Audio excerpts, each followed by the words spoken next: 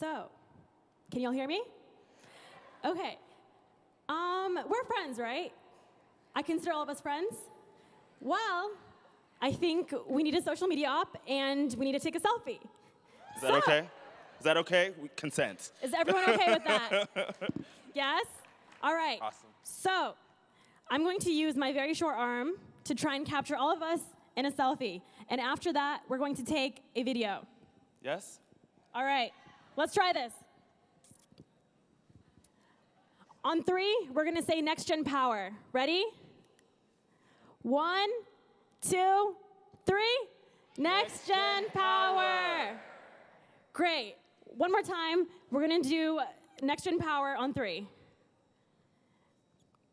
1, 2, 3. Next gen power. Thanks. Thank y'all. Okay.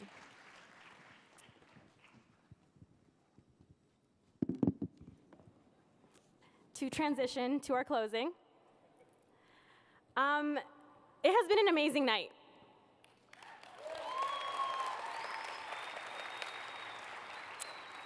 I would like to thank all of our incredible speakers for their incredibly powerful remarks.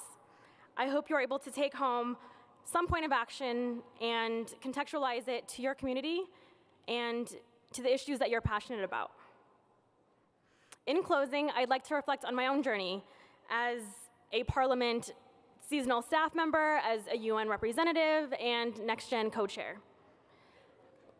My relationship with the Parliament began a few years ago, right before I graduated from college, after a nationwide competition to look for 2 United Nations youth representatives.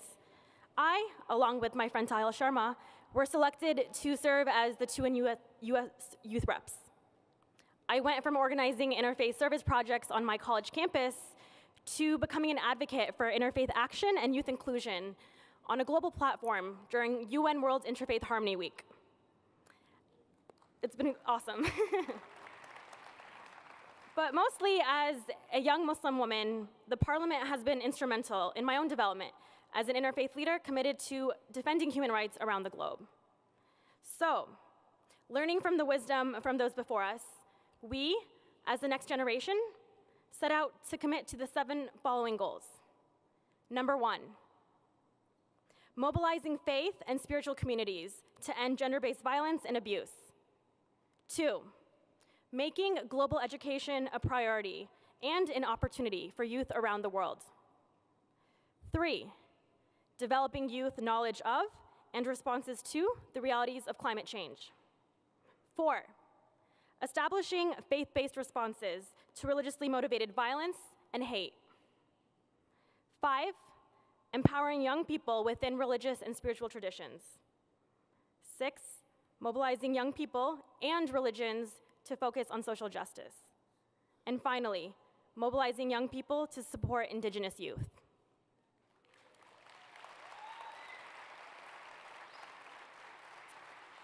So, this entire week has been great. At the end of these 6 days, I want to speak frankly to all of you about what is at stake. I caution us to not get too comfortable or too complacent. Now that we have built these relationships, engaged in dialogues, taken a few selfies, we must remain in the sense of urgency to share our work with our communities. With that, I acknowledge the privilege of my platform. I am privileged to be standing in front of all of you today, taking the opportunity to share my narrative and to also pass the mic to the speakers you heard from today. I'd also like to acknowledge the Next Gen Task Force who could not be here today. Elias Gonzalez, working to promote interfaith understanding in Latin America. Samira Kacha, working across lines of difference in an ever-secularizing France. And lastly, my friend, Parliament staff member, Miriam Quezada, who has been my right-hand woman and has kept this program afloat.